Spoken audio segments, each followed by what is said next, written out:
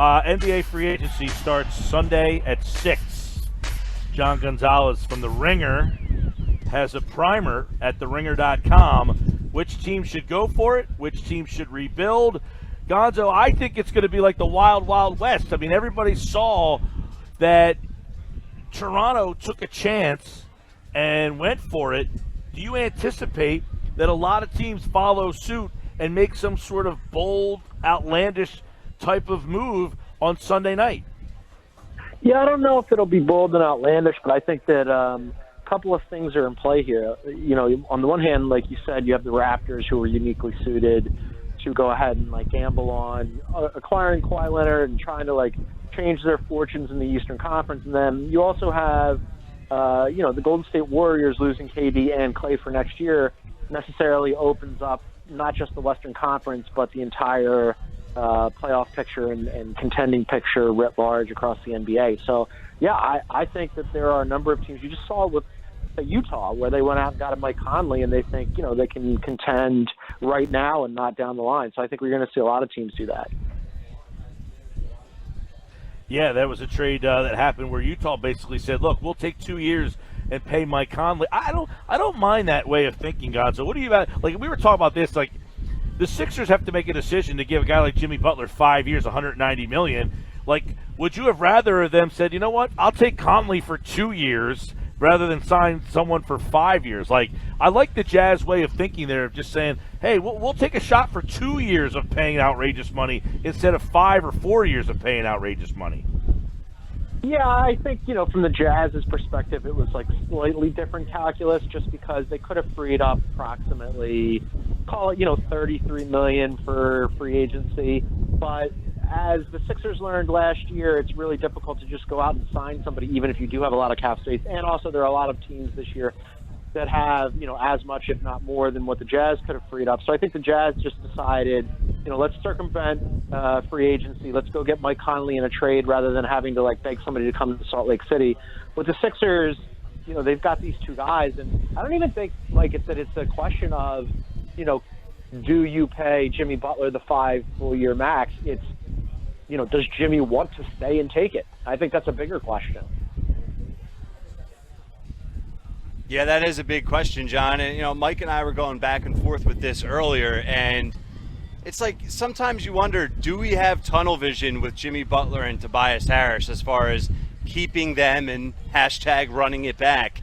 But if they swing and miss, let's say, or Jimmy decides to go elsewhere, Tobias decides to go elsewhere, what other options and names are realistic for the Sixers to bring in? Can they bring in a Patrick Beverley, a Danny Green, and a Brogdon or an Al Horford? How realistic are those type of free agent names if the Jimmy Butler and the Tobias Harrises end up walking? Yeah, I think those guys that you just rattled off are guys that would be in play for sure. The two probably top of mind guys would be a Brogdon and an Al Horford if Tobias and Jimmy walk, which would be frankly it's a shame because you'd be getting pennies on the dollar in terms of replacement parts, and also you just spent all of those assets in order to acquire those guys, and then they leave. But it also might save you from yourself for all the reasons you guys just mentioned, where it's are we going to tether ourselves to a 5-year max contract for both guys when we're still not exactly sure what we were getting out of them in the first place? Whereas with Brogdon, it would be a 4-year deal. I'm going to guess Al would want 4 years too, but maybe there would be some sort of money over years component that you could deal with him. But this is a sticky situation. And right now, I know that we say it every offseason where we go, oh man, this is the most critical offseason for the Sixers in a while. But this really is, and it's a high degree of difficulty. And this is going to be a make it, break it, prove it or don't type of deal for Elton Brand and his guys in the front office.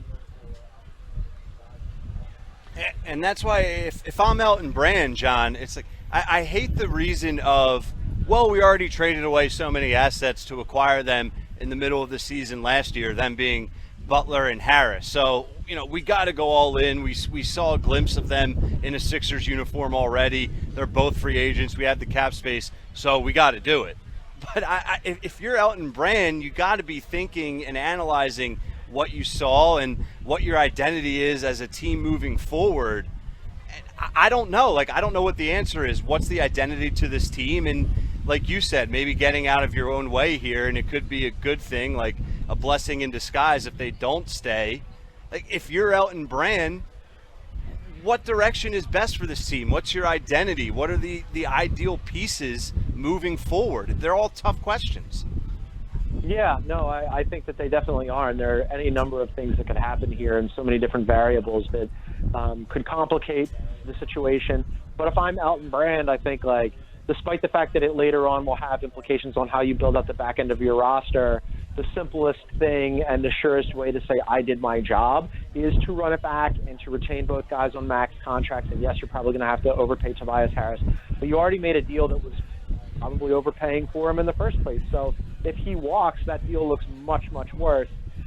And then on top of that, whatever player you're going to get to fill his role probably is, and with the exception of maybe a Malcolm Brogdon, isn't probably going to be as good a replacement part or fit. So if I'm Elton, I'm putting all my effort into, you guys should stay. Here's why. We're going to give you more money than anybody else could give you over more years. Let's just see how this thing goes. John Gonzalez from The Ringer is with us, looking ahead to free agency. You wrote it that the Sixers learned just because you have money doesn't necessarily mean players are going to come jumping your way. But, Gonzo, let's start with this. If they can't get both Butler and Harris to come back, are they in play for any free agents that would interest Sixer fans, in your opinion? In other words, let's say Butler goes and Harris goes. Is there a secondary guy that would be intriguing enough to fulfill or replace those guys? Would they be able to be in play for that level of guy that it wouldn't be a catastrophe if they left? Well, how high, like, when you say that level of a guy and somebody that Sixers fans would be happy with, yeah, like that last part, that last phrase, Sixers fans would be happy with, is very loaded. Who knows who that person is? I mean, like, I'm not even sure they'd be happy if Jimmy and or Tobias come back. But then at, like, what level of star are we talking about? Like, if it's a Kyrie or a Kemba, then no. I don't see those guys going to Philly. If you're going to drop it down into, like, maybe you want to try to hard sell Chris Middleton, I still think that he's 99% going back to the Bucks, so that becomes more difficult. I think Brogdon is a realistic target if the Sixers want to go that route and they miss out on the other two guys. But would Sixers fans, given all the animosity over Brogdon winning the Rookie of the Year award over two Sixers, welcome him with open arms and realize that he's a very, very good player who could help them immediately? I'm not sure about that. Right, it puts them in an odd situation where, that next drop-off, because, last year it was all about LeBron and Paul George and could you make the trade for Kawhi. Now it sounds like Kawhi's not going to be in play, and obviously Clay and Durant are hurt, so you would even if you could be in the market for them, they're not in the market for those type of guys now because of the fact that they couldn't even play. So even if they knocked on your door and said, hey, we want to come play for you, I don't even know that's a move that Brand is even in the conversation for, because he's already put his chips in the middle that they got to try to win now. Yeah, no, there's no doubt about it. I mean, I think it would be catastrophic if both guys leave and then you're looking at, a Brogdon type of, average to better than average. He's better than average. Free agent replacement player. Who knows? Maybe there's so many different moving parts in free agency, and always there are so many different things that happen, like where one domino falls and then it affects all the rest of them. We just saw that with KD. Nobody anticipated he would get hurt when he came back, and the minute that he did, the entire free agent landscape changed. So maybe there's a move out there that we're not anticipating where, and I'm totally spitballing here. I have no inside information. I'm just saying, like, maybe, things don't work out, or maybe Kyrie goes to Brooklyn and then things don't work out with D'Angelo Russell going back there, or, there was reports that potentially he could be interested in going to LA or Minnesota, but maybe that doesn't work out, and all of a sudden he looks around and goes, oh, there's an opening with a max free agent slot with two guys who are already established in Philly. Who knows? Like, there's so many different things that could happen here, but I think ultimately the easiest and surest route for Elton Brand to breathe easily, and certainly not with the luxury tax later on, but now, is to retain the two main guys, because if not, then things get super complicated. Yeah, now let me two questions. One, Are you surprised that with Embiid and Simmons, two young core level players, that the Sixers aren't more attractive? Like, you know, when you're in free agency and you're testing the waters, the fact that there's two guys kind of built in for long-term success. So if you're going to sign a 4-year deal to be at a place, you know that you kind of have those guys riding shotgun with you. Are you surprised that they aren't more high profile when it comes to free agency because of those two guys? I can kind of see it both ways. On the one hand, I would say, you know, if I was a top-tier free agent, man, Philly's really attractive. If I'm young, I can get a max deal. I can go play with Embiid and Simmons. Man, we could probably win if we did that. On the other hand, the part that you just said about, you know, those guys riding shotgun with me, I wonder how many players think that they could go to a team like Philly and Embiid and Simmons would be riding shotgun to them. You know, like, that's not really realistic. I think more likely what you see is a Jimmy Butler type who previously was used to being the main guy on his team going to a situation in Philadelphia where he's not going to be. He's going to be, you know, the second and third option. So, some nights he's the first option, but it's not really his team. So you'd need in order to court these like super high level free agents, you'd also need somebody who would go, oh, you know, unless I'm like Kevin Durant or LeBron James or something, the idea of me going to Philly and it becoming my team overnight, considering those two guys are already there, I probably have to check that idea at the door. John, a name that's getting overlooked is your coworker at the Ringer, JJ Redick. And yeah, I think he's interesting. I'm a big fan of his, especially with his fit on the Sixers. What are your predictions or, you know, expectations for his offseason, where he lands, if he stays, for how much, or if he goes, and how do the Sixers replace him?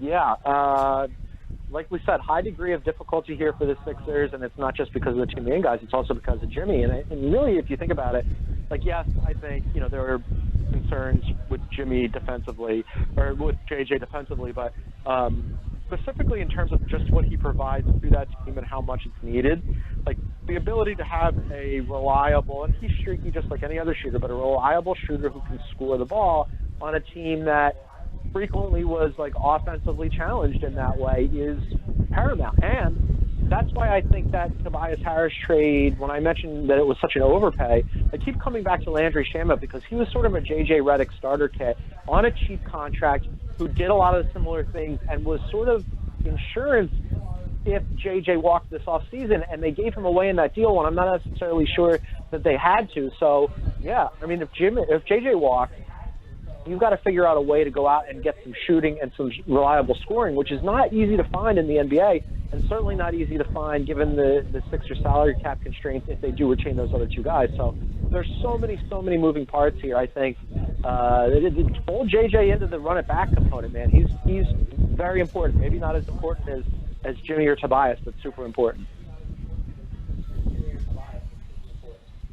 How do you think the Sixers did on draft night? Because there was a lot of people yelling, you know, it was like old times again. You know, we were all freaking out on Twitter over second-round picks. And, you know, the one area that you can look at is, I guess, Elton Brand got by Danny Ainge. I mean, he was announcing it to the world that he wanted his guy in Thibault, and Danny Ainge kind of made him pay for it, I guess. And not much that he gave up, but he still had to make a deal to acquire him. But it kind of falls in line with their strategy and their thinking heading into free agency. I was fine with their draft night. We just wanted your thoughts on that night and how it went down. Yeah, you know, there's a portion of me that thinks, like, for sure, there's no question that the Sixers signaled that they wanted Thibault. Like, I can't tell you how many people that I heard it from ahead of time, to the point where, like, I actually said to another reporter friend of mine when he brought it up, I'm like, dude, everybody in the league knows that they're targeting this guy and that they promised him. And so when you enter into the deal with Danny Ainge, just period, you're already up against it because he's one of the craftiest, most clever, best general managers, best prepared people in the NBA. But on top of that, like, you're handicapping yourself in this. And I feel like, you know, they could have been a little bit more secretive, and it might have helped them out. And also, I'm not sure, like, when you have those back-to-back picks in the second round, like, why did you have to give up the one that was first instead of second in that round, and that probably goes to you signaling your draft picks. And then beyond that, yes, I hear you, and I hear Elton in terms of, hey, we need every single dollar that we can to throw at these free agents. But on a team that's going to be capped out and is going to be in the luxury tax for the foreseeable future and is going to have a lot of their roster-making capabilities stripped as a result of operating that way, aren't cheap contracts for young talent that you can have under control for ostensibly 7 years exactly what you want? Like, I don't know. I feel like that goes to player evaluation and how good you feel about your scouting and all that stuff too. So I get why they went this route. I'm just not sure that it makes me and a lot of people who follow the Sixers like overly comfortable with the approach. Again, adds to the degree of difficulty. Yeah, and it feels like, all right, Elton has kind of backed himself into the corner that, all right, we didn't draft guys because we're trying to be aggressive in free agency. It almost puts more pressure that they've got to make sure they land a bunch of serviceable guys, and I don't know how much money they're going to be able to do it. It seems like they're going to have to get pretty creative if they want to get a team that's equal to or better than the team they had last year. They got, 5 or 6 guys under contract. Yeah, exactly right. I think like it both raises your flexibility in terms of the things that you can do in free agency and also sets you up for a much, much greater fall, because if these guys walk, yes, you're courting them, and yes, like you don't have to worry about, slotting in cap holds for these rookies that you didn't end up drafting. I get all that part. But if these guys then walk, and on top of that, you didn't go out and take more cracks at the, rookie apple where you bring in some of these lottery picks and you hope they hit in the same way that they did with Shamet last year, then you miss both ways. You miss both ways, and you're just looking at Simmons and Embiid, and you're going, what do we do now? It's such a massive, massive time for Elton Brand that I can't imagine the amount of pressure he and the front office must be feeling right now. Right, absolutely. John Gonzalez from the Ringer is with us here. So the Sixers are a team that, is certainly in win-now mode. What about the other two teams that I find interesting in the East, Milwaukee and Brooklyn? Because Milwaukee's very much like the Sixers, John, where they've got their one star player, and then everybody else is a free agent. And it almost just seems like everybody's taking for granted that Lopez, Mirotic, Brogdon, Middleton, that they're all just going to run it back there. But Milwaukee's a tough sell to come back and play there. Yeah, it is. And I think with the one exception of it, having one of the best players in the NBA in Giannis, my anticipation from talking to people is that it's probably the most likely that Middleton stays around, which is good for them, because I contend, even though, there could be a case made for the playoffs that Brogdon and even George Hill were their best complementary pieces, that overall, in terms of 3-and-D wings, Middleton's the best possible running mate for Giannis. I think they're going to give him the 5-year, the extra year in order to, court him and keep him around, because opposing teams can only offer him 4. So I think he probably stays. I think they're going to try to get Lopez to stay. Brogdon is really interesting. I think Mirotic probably leaves. Brogdon is really interesting because there's probably a walking away price point for Milwaukee where they go, okay, we'd be willing to give him 18 to 20 per year, but not 21 or 22. And I don't know, like a couple years ago, before Gordon Hayward walked away, when he was in his restricted free agency period, the Charlotte Hornets signed him to a massive offer sheet, and Utah was hoping to get a hometown discount and didn't, and had to match it, and they signed him, and then Gordon left in free agency anyway. And I just have a feeling that there are going to be so many suitors for Malcolm Brogdon that the Bucks are going to be put to a really difficult decision on him, on whether or not how far into the luxury tax they want to go for him, and whether or not they're willing to give him extra money or extra years in order to keep him. Give us a little overview, insight on your feeling of what is going on with Boston, because for years Boston was, they're doing it better than the Sixers, and they're beating the Sixers at everything, and now it's almost, it seems interesting that Boston is almost putting themselves in rebuild mode, kind of, sort of, maybe. I don't know. I mean, where do you feel about where Boston is at, where all of a sudden it looks like Kyrie and Horford might walk out of there? It's crazy how quickly the NBA changes, isn't it? Like a year ago, after they beat the Sixers without Kyrie and Gordon, I was thinking, man, these two teams are set up to challenge for the Eastern Conference title for the next decade, because you're going to fold in to a team that's already really good and lost to LeBron James in 7 games in the Eastern Conference Finals. You're going to fold in Kyrie and Gordon Hayward for nothing. You already have them. And I'm like, they're going to be nigh unstoppable. And then we realized, well, it doesn't always work that way, that there are a lot of other factors that like aren't just X's and O's numbers that you can look at on the stat sheet. On the one hand, I go, yeah, I'm with you. Maybe this is almost sort of like a quasi rebuild on the fly where they take a step back for a year and then try to reboot with, see if Tatum can lead the team, see if Jaylen Brown can step into like that 1A role. Maybe I think that they're going to be interested in a Malcolm Brogdon. He's sort of their kind of player and would be a perfect fit for them. Or maybe they bring back Rozier and run a 2-guard with him and Smart. But they have decisions to make here, and this is a really good and instructive lesson in, asset gathering is awesome to a point. I'm all for it. I was for it with the process from an academic standpoint. But sometimes you wait too long to pull the trigger, and then the target moves on you. And I think that's what happened here with the Celtics. They just figured, we've got all these assets, we've got all these picks in the 2019 draft. We can turn them into Anthony Davis. And then instead, not only do they not have Anthony Davis, but they lose out on Kyrie and Al Horford, and who knows what their offseason looks like now. Sucks, right? Crazy. Yeah. Hey, you hate to see it. Yeah. John Gonzalez from The Ringer. Check out his free agent primer. We didn't give you all of it, but he's got tons of notes on teams that are going for it, teams that should rebuild, and more at theringer.com. And he was kind enough to join us here on the Boardwalk Honda Hotline. Gonzo, always a pleasure, pal. We'll talk to you soon.